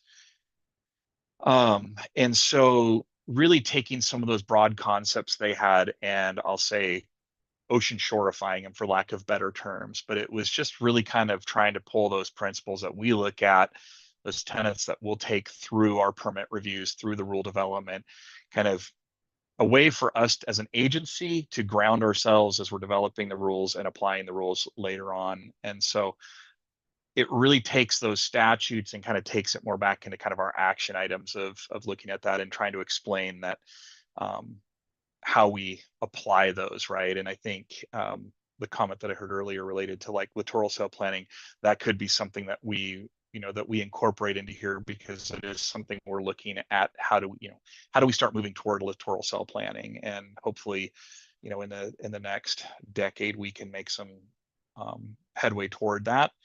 But having the rules in place that acknowledges that will make it that much easier when we get there as well, to then say, yeah, littoral cell is something we consider, and then we use the plans to implement that, right? So any thoughts or concerns on number 3? John? Yeah, this is a little bit maybe more on number 2 or in general. There's a lot of different reasons you would have a activity on the ocean shore that may or may not be regulated by permits. So I'm thinking of like emergency type situations, but say like a capsizing or some kind of vessel. He's got some sort of long-term operation. Currently, what does OPRD do in terms of permitting, or how do you handle those types of things? So I'll say how we handle them right now. I'll say pretty much our local offices are handling those. Some of those things like marine debris washing up, vessels washing ashore, those kinds of things, sometimes they do involve an alteration, and that's where currently our rules, I'll say our emergencies in particular, that doesn't really explicitly cover that. Our alteration rules don't really explicitly cover a way to do that. So we've kind of deferred more toward, hey, if our staff are out there and our staff are directing it, which is usually what happens, that you're getting authorization from the department. It's been a very generic read. And that's probably how in many cases it'll still happen. We'll probably end up doing those more through a general authorization, because then our staff locally will know kind of, hey, here's the sideboards under which we should do these types of things. But like our emergency, it now will include things like that, where it's, oil spill response, shipwreck, gives us that ability to kind of look at those much cleaner and go, hey, we got a public agency doing this stuff to get these things off the beach. It's in the best interest, let's get them an emergency permit to get that off the beach. And so, so that's kind of where that's structured. So again, we may still operate the way we are today, but it'll give us some of the tools we could use in those cases when there is a need for significant alteration. Or I'll even say, God help us, we ever something like a new Carissa event happen again. I would hate to go back and say, well, your volumes are so much, you have to go through a full alteration permit to, no, we need to be able to kick back and say, yeah, you're doing this and you're moving forward.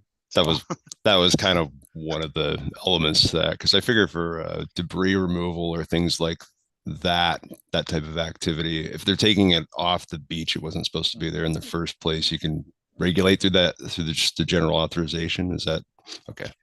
Yeah, that or it may not even be an alteration, because some of those, it's just picking those up and removing them and getting them off the beach. And so, but it's those where you have to bring the excavator out and dig a big hole and then drag, and then you're cutting something up and then you're digging up, and it's like technically you need an alteration permit. So when we need to, how do we provide an opportunity so that we're also operating above board as an agency and making sure that we at least can say, yes, we've looked at this, we've been involved. It wasn't just well, we just kind of told them to do it because we didn't have a way to tell them yes in the next several months. So yeah. Excellent. Well, thank you. Yeah. It looks like Megan has a hand up. Yeah, I had a question about 3AG, I guess. What does it mean by provide for alterations? Like, is OPRD providing something, or is it? I thought that you're asking for applications for permitting up alterations. Yeah, I guess it's would probably be more appropriate to say something like allow alterations, or Okay. authorize alterations. Yeah, no, that's a good catch. And then my other question was, I didn't have a chance to review everything yet in that folder, but are alterations defined in section 2? They will be in the definitions, and basically think of an alteration as it's going to be fill or removal activities of any materials on the ocean shore. That's going to be, wood, plants, sand, gravel, anything that you're going to find on the ocean shore, basically, if you're moving it, digging it, filling it, whatever, placing it. Would this be a opportunity to provide more information to folks looking for permits about various options for alterations rather than just like fill or dig, but then give them at least some materials for learning? And we will do that through our policy and guidance.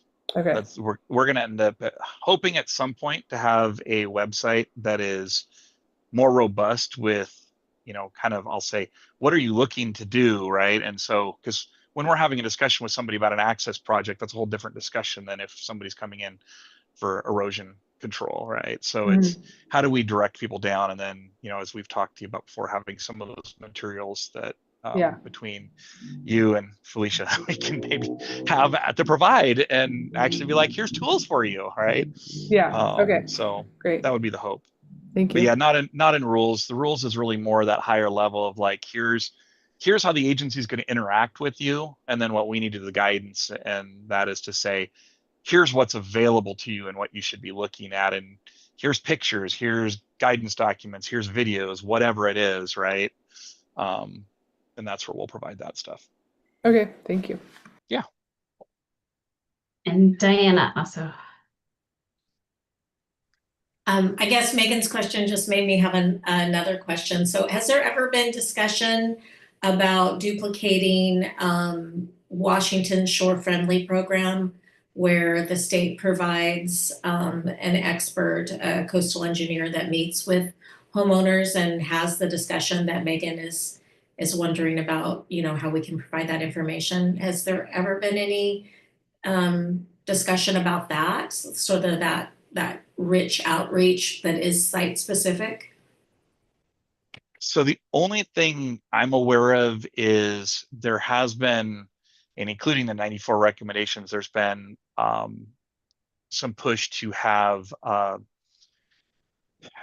basically peer review of like geotech reports and geology reports. That hasn't been put into place. I think a lot of the counties have it in their code that they can charge and have that done, but most of them aren't. Same thing with us.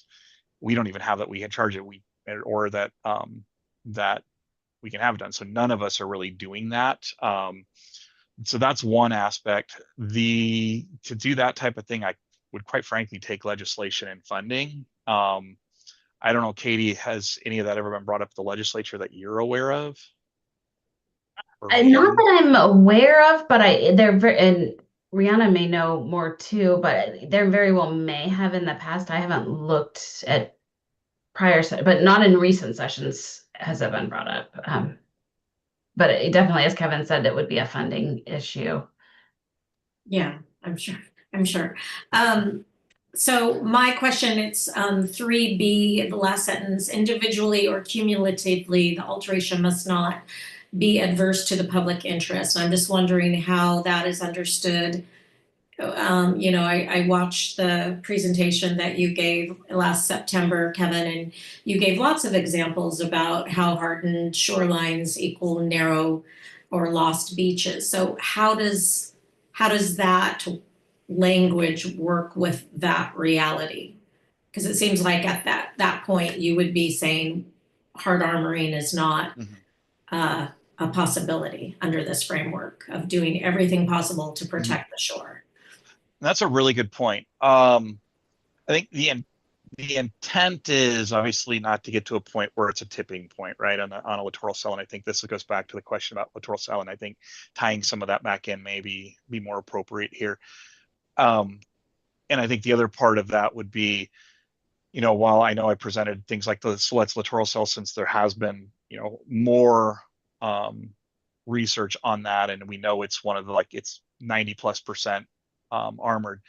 There's one school of thought that cumulatively you really can't do any more harm to it, right? So infilling with armoring might actually be a positive thing, because then you ensure the integrity of that. Now, the other side could be that, well, there's still a little bit of sand budget left, so cumulatively that's, we need to preserve what remains. So I don't know that I have a specific answer, but I think this is trying to look, at least the intent I was getting at in drafting was really looking more at this can't just be a project by project review, right? This needs to be looking at it that, and I'll say something like, hey, you're the first one in an area that has zero armor. We know that armor leads to additional armor. Really, that's going to set us up to a cumulative impact. So we need to look at these, harder at these alternatives that are softer and look at that. Or, hey, we've gotten to a point where, I'll say there's still some ability for us to save that area. We need to think about a different way to look at this. So that was kind of the intent behind it. If it's not getting to that, then yeah, I would love to get that feedback so that we can adjust the language to really kind of share. Because yeah, the intent was not to be at like a threshold of, well, you get to 80% of a littoral cell and there's no more armoring, because there's going to be sites that you need to armor. And really like in the SLETs, the ones that aren't armored are the ones that are not eligible and haven't gone through an exception process, right? And so it's like, if they did that, would we say yes or no to an armament?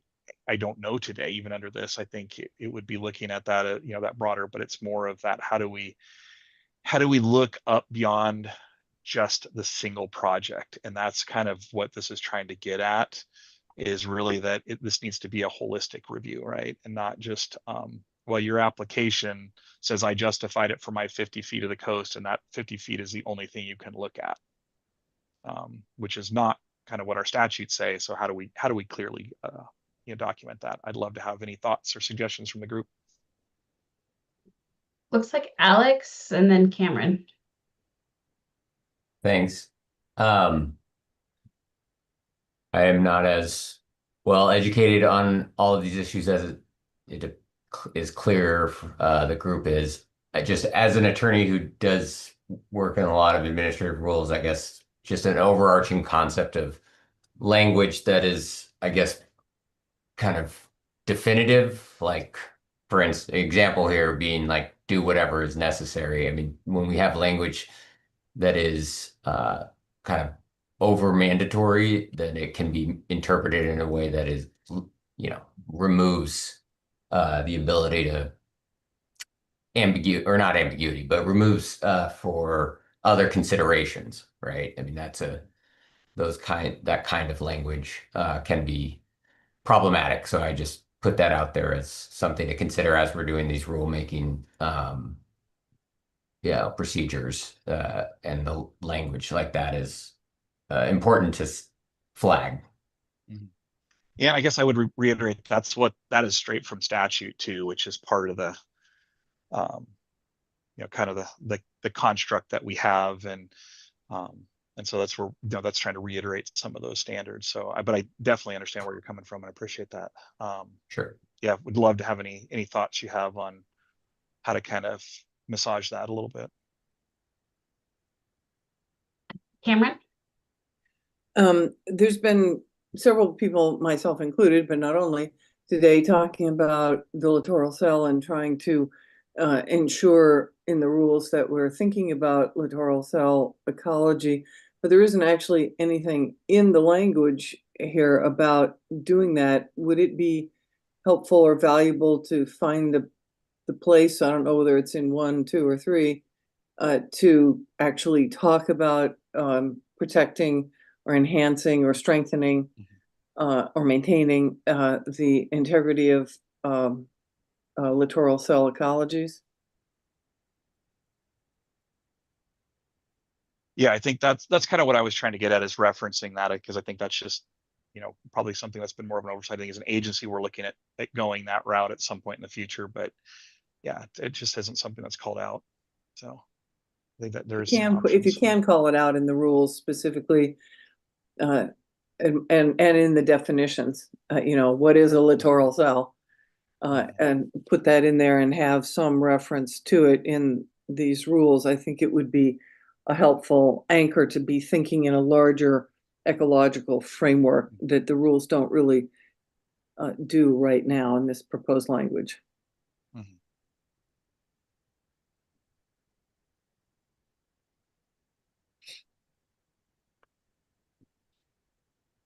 Okay. Any other thoughts? Because that's section 3. That's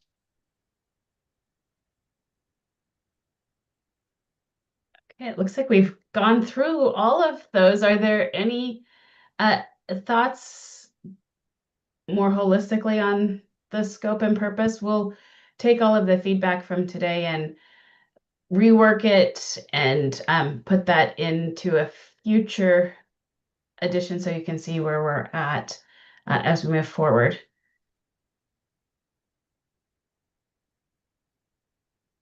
Okay. Well, if there are no more thoughts on the specific language, I just wanted to do our wrap up. Is there anything anyone's hoping that we'll cover at the next meeting? It will be December 16th. It's actually the 8th. No, it's the 18th. That's what I was like. No, I think that is the 18th. Sorry. 18th from 1 to 4. We're going to look at general authorizations and the review. No. Are we not? No, it's not general. It's emergency and Okay. it's emergency and the we're going to start with the application review process, and then emergencies are the two things I have in there. And then we may talk, if we have time, we'll talk about construct for general authorizations, but just kind of get some feedback on. It's December 16th. That is 4 days from now. No, it's 18th. 18th. Sorry, I will fix that so everyone can see the right one before we wrap up. I'll stop sharing this. I might stop sharing the screen. So it will be the 18th. And then we'll talk about the things Kevin said. Are there anything else that you're hoping that we will cover?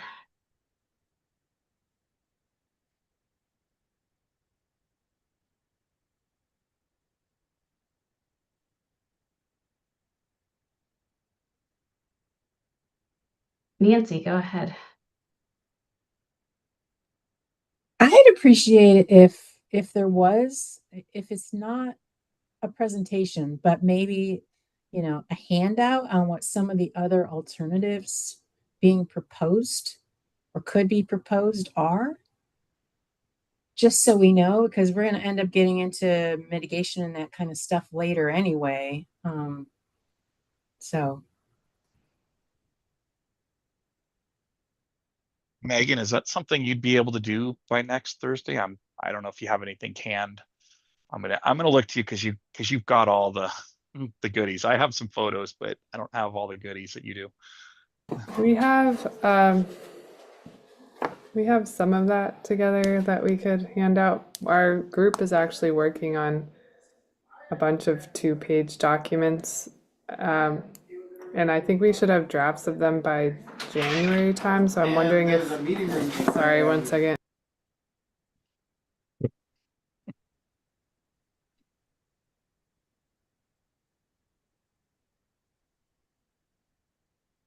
I apologize.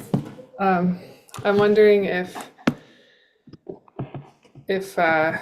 we could put something together for one of the meetings in January instead. Yeah, I think that could work. Peter, do you have anything to? Yeah, I was just going say the same thing, Megan, that they're not going to be ready by next week. That's No. definitive. But we would have drafts, not anything final, but some drafts by sometime in January. And Peter, maybe you could do, I think I saw it not too long ago where you did like 2 or 3 slide kind of summary of your safe beach hours presentation. That would be really good too, because I think it really highlights the modeling that's coming out and kind of some of the ramification of scenarios like with and without riprap, and what does that look like, and kind of from that public or the beach side.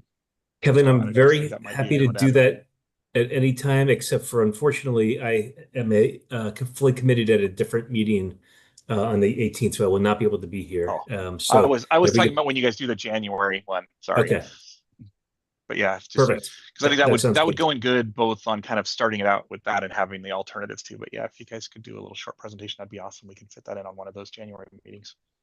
Excellent. Peter and I could coordinate and put something together for the same meeting, possibly. Yeah.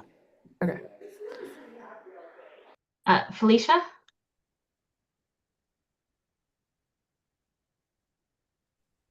Yes, on that topic. Also, if people want to do a little reading, there is the guidebook on erosion control practices on the Oregon coast that the RCD put together, and actually a PhD student of Megan's. So it gives a good explanation of what are some of the structural and non-structural approaches. And also, I made back then as well a story map. If you don't want to read a report, a story map of that guide on the Oregon Coastal Hazards 3D mapper. I don't know if Kevin, you have the link, but I can share that with the group. But these are like places where maybe you can also get more information about all that. That sounds great. We'll make sure we include that in the file sharing for the next meeting. Nancy? I'm covered from the past conversation. But I appreciate the efforts. Thank you. Great. So we sounds like we've talked through, and just to be clear, we are meeting next on the 18th. So we appreciate everyone's time today, and we'll send out the meeting information for the 18th by Monday with some opportunities for feedback. So thank you all so much for participating today, and hope you have a great weekend. I have one question for the group, please. How did this format work? And just kind of going through that by the larger sections, and did you guys feel like that worked adequately, or you have any feedback on kind of how we format the next meeting? Because part of this was the trial with the short section, and we're going to start getting into longer sections that we'll have to kind of move through. I don't want to say fast because I don't want to indicate that we have to skip through anything and not do thorough, but we'll have to definitely be time sensitive on some of the sections. So just trying to figure out how to balance getting feedback with going through topics.